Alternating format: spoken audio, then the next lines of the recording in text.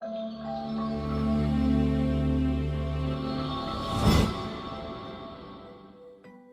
kabar Ananda? Semoga kalian selalu sehat dan tetap semangat belajar ya.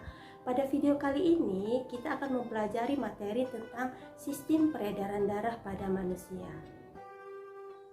Kompetensi dasar yang akan dicapai adalah menganalisis sistem peredaran darah pada manusia dan memahami gangguan pada sistem peredaran darah serta upaya menjaga kesehatan sistem peredaran darah. Sedangkan indikator pencapaian kompetensinya adalah mendeskripsikan bagian-bagian darah, fungsi masing-masing komponen penyusun darah, dan proses pembekuan darah. Darah adalah cairan tubuh yang terdapat pada pembuluh darah. Darah terdiri dari bagian yang cair yaitu plasma darah yang komposisinya 55% dan bagian yang padat yang disebut sel-sel darah yang komposisinya 45%. Plasma darah tersusun atas 91,5% air dan 8,5% zat-zat terlarut.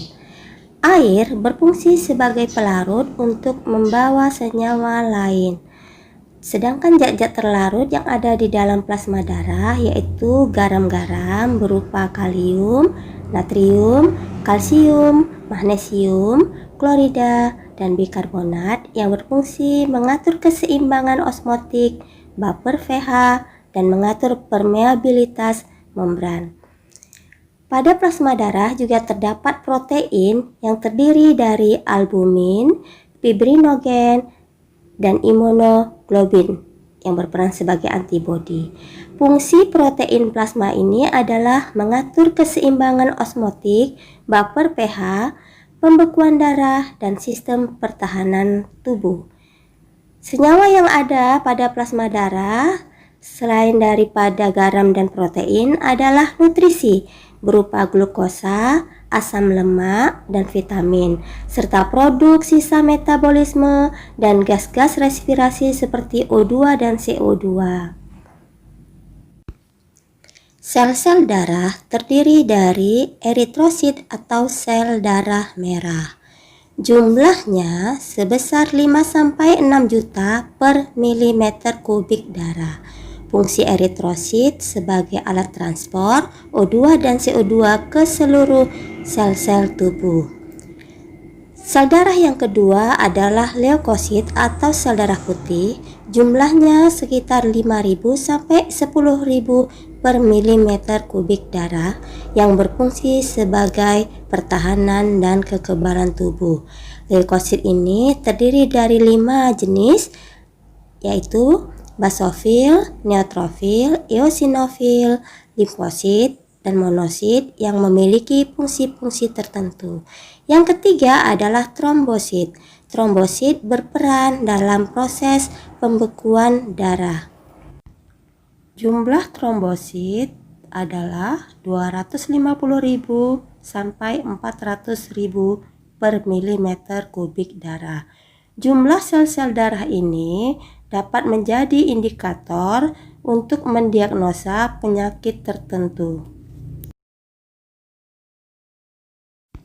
Jenis-jenis sel darah putih memiliki fungsi tertentu. Neutrofil berfungsi untuk menghalangi infeksi kuman atau bakteri yang mencoba masuk lewat luka. Paling aktif dan banyak terdapat dalam nanah. Eosinofil bekerja dengan melepaskan racun untuk menghancurkan patogen. Sedangkan basofil mengeluarkan antibodi untuk mencegah penggumpalan darah. Jenis limfosit bertugas untuk menjaga imunitas humoral yang berkaitan dengan produksi antibodi.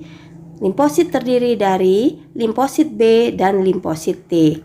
Sedangkan monosit adalah jenis sel darah putih yang berukuran paling besar, berfungsi untuk memakan sel mati dan menyerang mikroorganisme yang masuk ke dalam tubuh. Tahukah kamu berapa volume darah dalam tubuh kita? Volume darah dalam tubuh manusia sekitar 8% dari berat tubuh. Apakah sama jumlah sel darah merah orang yang tinggal di dataran tinggi dengan orang yang tinggal di dataran rendah? Ternyata tidak sama. Jumlah eritrosit orang yang hidup di dataran tinggi atau pegunungan lebih banyak daripada eritrosit orang yang tinggal di dataran rendah atau daerah dekat pantai. Karena kandungan oksigen di dataran tinggi atau pegunungan lebih rendah jumlahnya, sehingga tubuh beradaptasi secara fisiologis dengan membentuk sel darah merah lebih banyak agar mampu mengikat oksigen untuk kebutuhan tubuh. Apa yang terjadi pada saat tubuhmu terluka? Darah keluar dari tubuh, bukan? Lalu lama-lama akan berhenti. Mengapa hal ini bisa terjadi? Nah, saat tubuh terluka, maka permukaan kulit menjadi tidak rata, sehingga trombosit yang menyentuh permukaan yang tidak rata akan pecah dan mengeluarkan enzim trombokinase. Enzim trombokinase dengan ion kalsium dan vitamin K akan mengubah protrombin atau protein yang ada dalam plasma darah menjadi trombin.